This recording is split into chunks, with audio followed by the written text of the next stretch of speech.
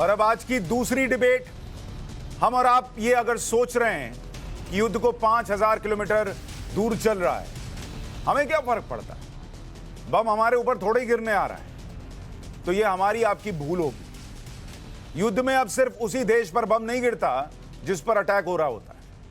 War के पहले दिन का आफ्टर इफेक्ट देखिए। इंडिया में सेंसेक्स शेयर बाजार 2700 अंक टूट गया। 10 लाख करोड़ रुपए निवेशकों के डूब चुके हैं। कच्चे तेल की कीमत एक बार फिर से ऑल टाइम हाई की तरफ बढ़ रही है। मतलब हम भी मारे जा रहे हैं, आगे भी मारे जाएंगे, ये याद रखिए। और मौत सिर्फ जो है वो जिंदगी और मौत की बात नहीं होती। गरीब आदमी जो है वो महंगाई की मार भी मरता है, उसका पैसा डूबता है तो वो गरीबी की मार भी मरता है।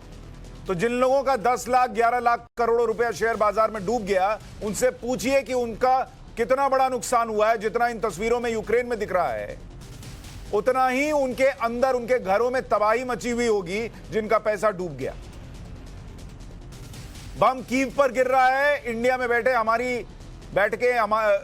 हमारे चल रही है। यही वर्ल्ड वॉर होता है। लेकिन सवाल यह कि हमें करना क्या चाहिए, मुश्किल समय को कैसे टैकल करेंगे, इसे जो एक्सपर्ट समझते हैं उनसे मुझे लगा बातचीत करनी चाहिए। प्रोफेसर अरुण कुमार अर्थशास्त्री हमारे साथ जुड़ रहे हैं और शरद कोहली अर्थशास्त्री हमारे साथ जुड़ रहे हैं। आप दोनों मेहमानों का बहुत बहुत स्वागत। शरद कोहली जी, अभी ये तो शुरुआत है और 11 लाख करोड़ के आसपास शेयर बाजार में लोगों का डूब चुका। ये अभी और कितना बढ़ेगा, कहां तक जाएगा और क्या क्या असर डालेगा? देखिए, लड़ाई जितनी लंबी चलेगी सुशांत, उतना ही शेयर मार्केट पर सीधा सीधा असर होगा। शेयर मार्केट अपने पीक से 15% पिछले कुछ दिनों में नीचे आ चुकी है। उसमें बहुत हद तक ये रूस और यूक्रेन संकट का हाथ है। तो जिन लोगों ने इसमें निवेश कर रखा है, अगर वो प्रॉफिट में हैं, उनको तो हमारी सलाह यही है कि वो उसमें से बाहर आ जाएं, वो प्रॉफिट बुक करके बाहर आ जाएं। और जो लोग नया निवेश करना चाहते हैं, उनको सलाह यह है कि पहले मार्केट को बॉटम आउट होने दें, क्योंकि लड़ाई जब तक चलेगी, ये लड़ाई मार्केट को अशांति, युद्ध पसंद नहीं है। इसीलिए आप देख रहे हैं सोना लगातार बढ़ता जा रहा है। सोने को अशांति और युद्ध पसंद है, स्टॉक मार्केट को पसंद नहीं है। तो मुझे लग रहा है जिन निवेशकों का नुकसान हो चुका है, उनको यह भी सलाह है कि अगर वो लंबे अवधि के लिए इन्वेस्टेड रह सकते हैं तो उनको रुकना चाहिए, उनको जल्दबाजी नहीं करनी चाहिए। अगर वो इस नुकसान को हजम कर सकते हैं कुछ टाइम के लिए पेपर्स पर, तो वो बने रहें, जल्दबाजी में, पैनिक में ना बेचे, क्योंकि सर मैं आपको थोड़ा सा रोक रहा हूं, बोरिस जॉनसन कुछ कह रहे हैं, सुनवाते हैं। And so I say to the people of Russia, whose president has just authorized a tidal wave of violence against a fellow Slavic people, the parents of Russian soldiers who will lose their lives, I cannot believe this is being done in your name, or that you really want the pariah status it will bring to the Putin regime. And I say to the Ukrainians in this moment of agony, we're with you.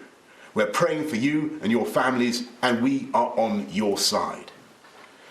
And if the months ahead are grim and the flame of freedom burns low, I know that it will blaze bright again in Ukraine, because for all his bombs and tanks and missiles, I don't believe that the Russian dictator will ever subdue the national feeling of the Ukrainians and their passionate belief that their country should be free. I say to the British people and all who have heard the threats from Putin against those who stand with Ukraine, we will of course do everything to keep our country safe. We're joined in our outrage by friends and allies around the world. We will work with them for however long it takes to ensure that the sovereignty and independence of Ukraine is restored. Because this act of wanton and reckless aggression is an attack not just on Ukraine, it's an attack on democracy and freedom in Eastern Europe and around the world. This crisis is about the right of a free, sovereign, independent European people to choose their own future. And that is a right that the UK will always defend.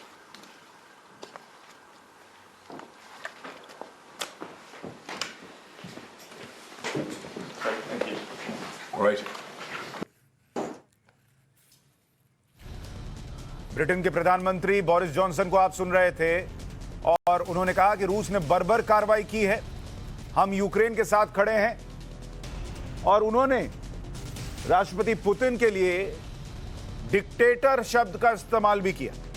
उन्होंने कहा कि ये रूस का dictator समझेगा नहीं कि Ukraine के लोगों की भावना क्या है, लेकिन उन्होंने ये भी कहा कि हम अपने देश की, अपने लोगों की रक्षा करेंगे। हमारे साथ जो मेहमान बने हुए, शरद कोहली जी, माफी चाहूंगा आपको रोकना पड़ा था, अब अपनी बात पूरी कीजिए। मैं पहली सलाह ये दे रहा हूं कि जो लोगों को अभी नुकसान हुआ है वो लंबी अवधि के लिए बने रहें। ये जब क्राइसिस टल जाएगी तो मार्केट वापस बाउंस बैक करेगा, इसमें कोई दो राय नहीं। और दूसरी बात मैं सुशांत ये करना चाहूंगा कि जो आने वाली महंगाई है, क्योंकि जो ब्रेंट की भाव $105 आज दिन में टच किया है, वो महंगाई के लिए लोग तैयारी करके रखें। सरकार उसमें पूरी तरह मदद कर पाएगी नहीं कर पाएगी, ये समय बताएगा। टैक्सेस कट करने पड़ेंगे, फिस्कल पोजीशन अपसेट हो जाएगी।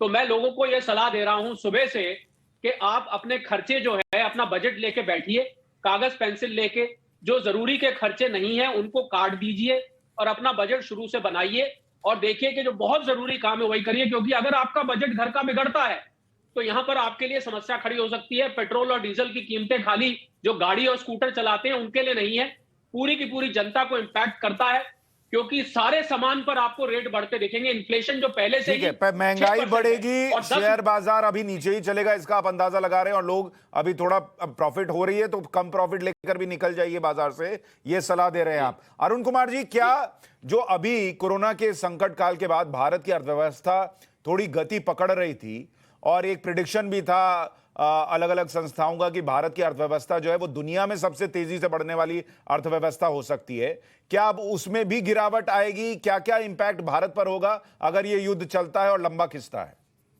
देखिए, इसको हमें समझने के लिए ये समझना पड़ेगा कि इंटरनेशनल सिचुएशन कैसे आगे डेवलप करेगी।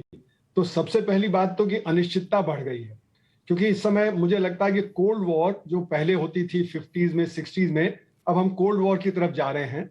और अगर कोल्ड वॉर की तरफ जा रहे हैं तो इसमें ये होगा कि जो आपस में टकराव है, जो ईस्टर्न ब्लॉक में जिसको हम मान ले रूस और चीन है, और वेस्टर्न ब्लॉक में जो वेस्टर्न पावर्स हैं, तो उनमें के बीच में जो टकराव है जो बढ़ेगा, तो उससे अनिश्चितता का काल बढ़ेगा। और जब अनिश्चितता होती है तो इन्वेस्टमेंट पे असर पड़ता है।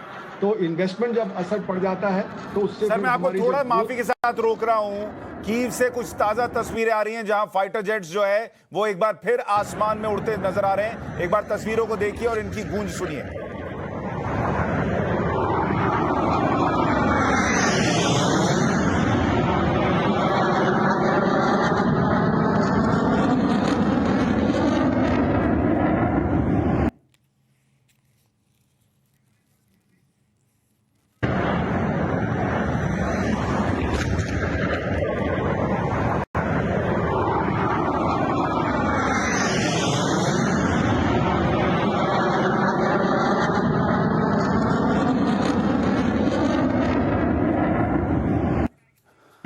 अब आप इन तस्वीरों को देखिए और ऊपर आसमान में आप फाइटर जेट्स तो देख रहे हैं, लेकिन जिन घरों के ऊपर से ये गुजर रहे हैं और उन घरों के अंदर जो लोग होंगे उनको ये गूंज सुनाई दे रही होगी कि ऊपर से अभी अभी फाइटर जेट गुजरा। और मैं आपको बता दूं, अगर आप कभी गोरखपुर चले जाइए, वहां एयरफोर्स का स्टेशन भी है, तो कई फाइटर जेट्स जो है वहां बहुत नीचे से गुजरते हैं, जैगुआर वगैरह सब गुजरते हैं। आपको ऐसा लगेगा कि कान के पर्दे फट गए, इतनी आवाज होती है। और यहां आधुनिकतम फाइटर जेट्स जो इन घरों के ऊपर से गुजर रहे हैं, आप सोचिए जो घर के अंदर छुप के बैठे हैं लोग, दहशत में हैं लोग, उन पर क्या बीत रही होगी कि क्या होगा अगला पल, बचेंगे नहीं बचेंगे, ये उनकी हालत होगी। आसमान को चीरते हुए तो ये निकल रहे हैं, लेकिन उस डर को कौन चीरता हुआ खत्म करेगा कि भाई ये अगला हमला कहां होगा, किसके ऊपर होगा। एक एक तस्वीर हम आपको दिखा रहे हैं ताकि आप समझ सकें कि ये कितना बड़ा संकट है और कैसे बढ़ता चला गया, और इसका हर पहलू आपको बता रहे हैं। सिर्फ जियोपॉलिटिकल सिनेरियो पे बात नहीं कर रहे, यहां भारत में बड़ी समस्याएं खड़ी होने वाली हैं, महंगाई की, शेयर बाजार के नीचे जाने की, लोगों के पैसा डूबने की, और अगर पैसा डूबेगा, कंपनियां डूबेंगी तो नौकरियां भी जा सकती हैं। बड़े बड़े संकट है। अरुण जी, मैं ठीक कह रहा हूं? जी हाँ, तो जैसे मैं कह रहा था कि इन्वेस्टमेंट पे असर पड़ेगा, क्योंकि जो अनिश्चितता का काल और ज्यादा बढ़ जाएगा। जो हमारे कैपिटल फ्लोज होते थे स्टॉक मार्केट में और देश में, जिसकी वजह से हमारा जो फॉरेन एक्सचेंज का भंडार बहुत बढ़ गया था, उस पर भी असर पड़ेगा, क्योंकि जब हमको इंपोर्ट ज्यादा करना पड़ेगा पेट्रोलियम गुड्स का, और बाकी जो दाम तो बढ़ ही रहे हैं मेटल्स वगैरह के, तो हमारा बैलेंस ऑफ पेमेंट भी इस समय गड़बड़ा जाएगा। तो उसमें भी एक परेशानी का दौर हमारे लिए सामने आएगा। सर, इसमें एक सवाल जोड़ रहा हूं मैं। अभी शरद कोहली जी कह रहे थे कि लोग अपने घर का बजट जो है वो देख लें और जो जरूरी काम है वही करें। हमने देखा था कि सरकार जो है वो बड़े मात्रा में इन्वेस्ट कर रही थी इंफ्रास्ट्रक्चर के प्रोजेक्ट्स में, ताकि अर्थव्यवस्था को गति मिले। क्या सरकार को भी अपना बजट देखना होगा कि अब किसको कहां लगाएं, कहां ना लगाएं, कहां बचाएं? जी हाँ, क्योंकि हमारा जो फिस्कल डेफिसिट है वो भी बढ़ जाएगा, क्योंकि जब बैलेंस ऑफ पेमेंट गड़बड़ाता है तो हमारे सरकार का भी खर्चा बढ़ जाता है, और रेवेन्यू उस समय क्योंकि कम हो जाते हैं थोड़े। हालांकि इन्फ्लेशन से रेवेन्यू बढ़ता है, पर रियल टर्म में रेवेन्यू इतना नहीं बढ़ता है। जैसे कि इस बार आपने देखा कि सिर्फ 9% से रेवेन्यू बढ़ाया गया है। सर, मैं थोड़ा सा आपको फिर रोक रहा हूं, कुछ और तस्वीरें आ गई हैं।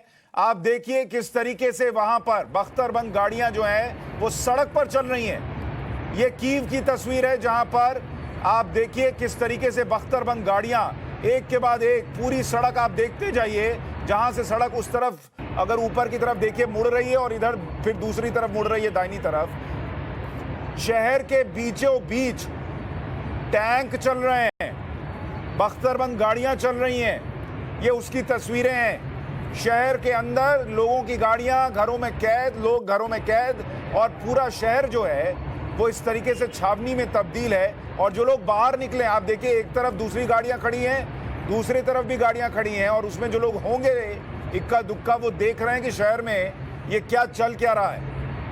ये जहां युद्ध होता है वहां क्या माहौल होता है, उसको समझने की कोशिश कीजिए। गजब की तस्वीरें हैं ये, जो बता रही हैं कि कितनी तनावपूर्ण स्थिति है इस वक्त रूस और यूक्रेन के बीच।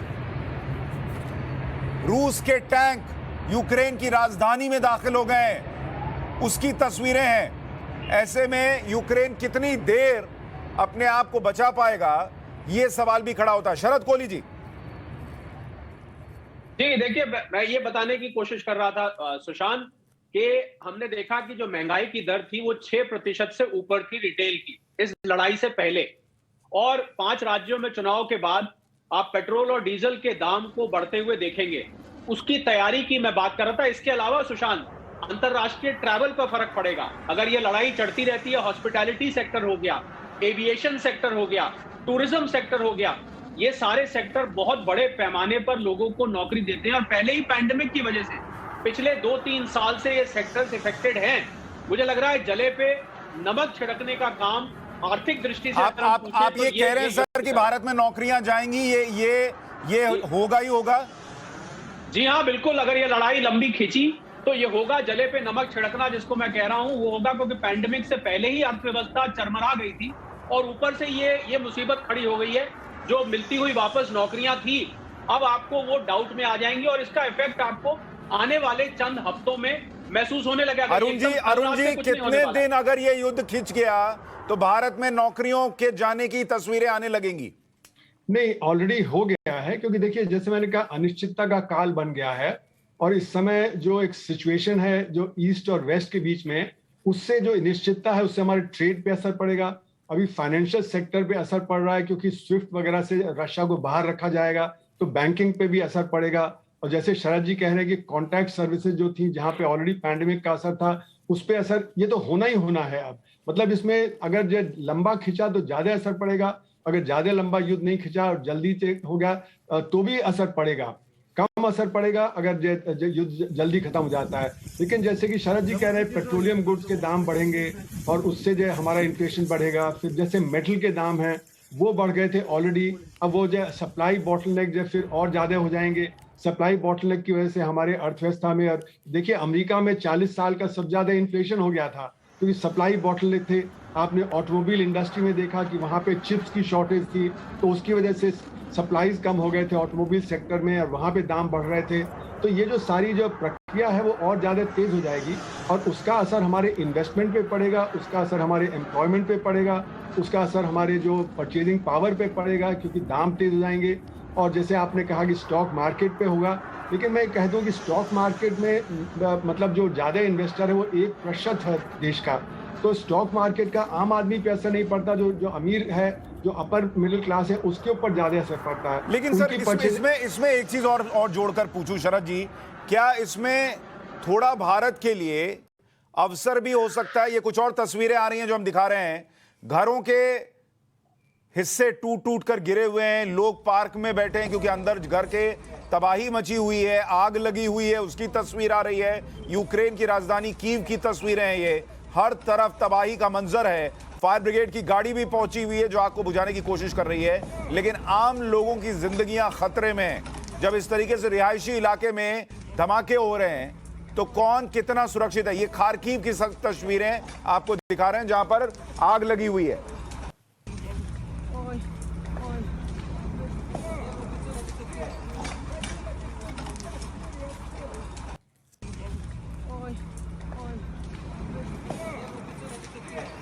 शरद कोहली हमारे साथ और अरुण कुमार जी हमारे साथ बने हुए हैं। शरद जी, एक चीज और बताइए, क्या इसकी संभावना भी है कि अगर रूस पर सैंक्शंस लगते हैं, युद्ध खत्म हो जाए, रूस पर सैंक्शंस हों और दुनिया जो है वो खेमों में बटे कि भाई कौन रूस के साथ है कौन नहीं है, तो ऐसे में भारत के लिए एक मौका भी हो सकता है? निवेशक जो रूस न जाएं, जो उस खेमे में न जाना चाहें, वो भारत आ सकते हैं, ये भी संभावना हो सकती है? सुशांत, रूस बाहरी निवेशकों के लिए कोई बहुत बड़ी डेस्टिनेशन नहीं है।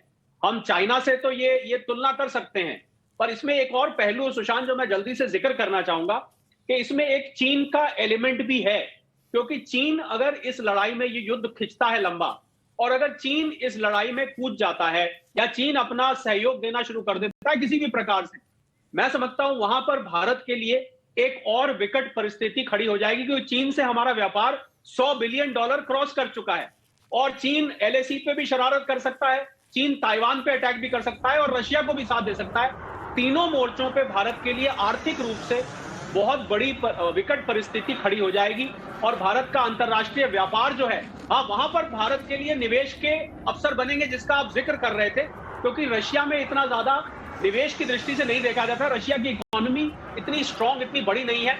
आर्म्ड कॉन्फ्लिक्ट के लिए, मिलिट्री के लिए वो बहुत स्ट्रांग है, पर एज एन इकोनॉमी वो इतनी बड़ी इकोनॉमी नहीं है। लेकिन इसमें एक प्रश्न और जोड़ दूं जो लोगों के मन में चल रहा है अरुण कुमार जी, और वो ये चल रहा है कि अब ये बात यही नहीं रुकेगी। अब चाइना जो है वो ताइवान में घुसने की कोशिश करेगा, पूरा वर्ल्ड ऑर्डर बदलेगा, परिस्थितियां बदलेंगी। देखिए, जैसे मैंने कहा, कोल्ड वॉर इंटेंसिफाई कर जाएगी। जैसे 50s, 60s, 70s cold war चलती थी, तो मुझे नहीं लगता कि चाइना इतनी जल्दी अटैक करेगा और ताइवान को अपने में मर्ज करने की कोशिश करेगा। उन्होंने हांगकांग पे तो कर लिया है, क्योंकि उसमें फिर ज़्यादा युद्ध की वो है, क्योंकि पैसिफिक ओशन में वहाँ पे उनके अपने जो एलाइज हैं, साउथ कोरिया है, जापान है, तो इसलिए मुझे लगता है कि अभी वो तो नहीं होगा। लेकिन यह है कि जो एक जैसे जो डिफरेंस है जो ईस्ट और वेस्ट में, वो ज़्यादा गहरा जाएगा। उससे सारी दुनिया का क्लाइमेट बदल जाएगा। सारी दुनिया में, जैसे कि कोहली कह रहे हैं कि जो वो इन्वेस्टमेंट पे असर पड़ेगा, क्योंकि सारी दुनिया में इन्वेस्टमेंट कम होने लगेगा। लोग अपनी इंडस्ट्री वापस अपने देश में लाने की कोशिश करेंगे, जिससे कि सप्लाई रूट्स जो हैं, जो लंबे हो गए थे, जिसकी वजह से शॉर्टेज थी, वो कम हो जाएंगे। और ये आप पहले भी देख रहे थे, ट्रंप साहब भी कह रहे थे कि अमेरिकन कैपिटल को वापस अमेरिका आ जाना चाहिए। तो ये नई बात नहीं है, पर ये और इंटेंसिफाई हो जाएगा कोल्ड वॉर के चलते हुए।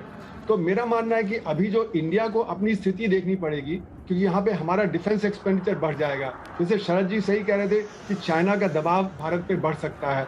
अब जैसे रूस है, वो एक्सपेक्ट करेगा कि हम उनका साथ दें, वेस्ट एक्सपेक्ट करेगा कि हम उनका साथ दें, और क्योंकि रूस से 60% हमारा जो इक्विपमेंट है डिफेंस का, वो रूस से आया हुआ है, तो हम रूस का भी नहीं साथ छोड़ सकते। और अमेरिका से बहुत सारा परचेज हुआ है पिछले 10 सालों में, वहाँ पे भी नहीं। तो हमारे लिए बहुत असमंजस की स्थिति होगी कि हम उसको बैलेंस कैसे करेंगे। इसे कोल्ड वॉर में जैसे हमने एक नॉन अलाइंड पोजीशन रखी थी, वो इस समय बहुत कठिन हो जाएगी, क्योंकि हमारी डिपेंडेंस बहुत ज़्यादा है डिफेंस इक्विपमेंट के लिए। एक तरफ से वेस्ट में है और एक तरफ जो है सोवियत यूनियन पे, और चीन से हमारा दबाव बढ़ जाएगा। तो उस स्थिति में हम किसका साथ देंगे, किसका नहीं देंगे, ये बहुत ही एक जटिल समस्या। शरद कोहली जी, भारत के लिए अगर मैं चर्चा करूं, एक तो जियोपॉलिटिकल सिचुएशन जो है उसमें भारत कहां खड़ा हो, ये हिस्सा है। दूसरा, इसका जो इम्पैक्ट भारत की तरफ आएगा एक सुनामी की तरह, महंगाई के तौर पर, इन्वेस्टमेंट कम होने के तौर पर, फॉरेन इन्वेस्टमेंट यहाँ से जाने या फॉरेन रिजर्व कम होने के तौर पर, उस इम्पैक्ट को कम करने के लिए भारत को क्या करना होगा? शरद कोहली से हमारा संपर्क टूट गया। अरुण जी, आपके हिसाब से क्या करना होगा भारत को? देखिए, हम शॉर्ट टर्म में बहुत ज्यादा नहीं कर सकते हैं, लॉन्ग टर्म में कर सकते हैं। शॉर्ट टर्म में तो हम ज्यादा से ज्यादा ये कर सकते हैं कि अपने जो गरीब लोग हैं जिनकी परचेजिंग पावर कम हो रही है, इन्फ्लेशन का जिनके ऊपर असर पड़ रहा है, उनके हाथ में ज्यादा परचेजिंग पावर दे, जिससे कि अर्थव्यवस्था उतनी ना गिरे। लेकिन लॉन्ग टर्म में हम क्या कर सकते हैं उसको देखना पड़ेगा कि हम जैसे टेक्नोलॉजी डेवलपमेंट है उस पर हमने इतना ध्यान नहीं दिया और इसीलिए हमारा इंपोर्ट डिपेंडेंस बहुत है। वैसे शरद जी सही कह रहे थे कि $100 बिलियन का हमारा इंपोर्ट मतलब जो चीन के साथ है, जिसमें हमारा 50-60 बिलियन डॉलर का तो डेफिसिट हो जाता है।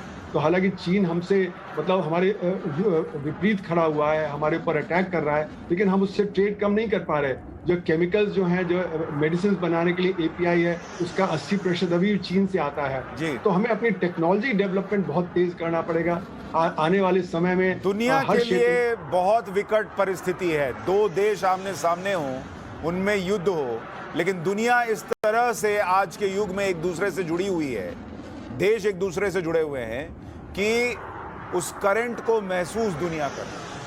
और इसीलिए रूस और यूक्रेन के बीच नहीं चल रहा है। ये समझ के चलिए कि हर एक जिंदगी इस पूरी दुनिया में अलग अलग देशों में प्रभावित हो रही है, जो वहां हो रहा है उस पर। अरुण जी, बहुत बहुत शुक्रिया हमारे साथ जुड़ने के लिए चर्चा में। विश्व समुदाय की जो अपील है उसको रूस ने दरकिनार किया है और यूक्रेन के कई शहरों पर मिसाइली हमले भी किए।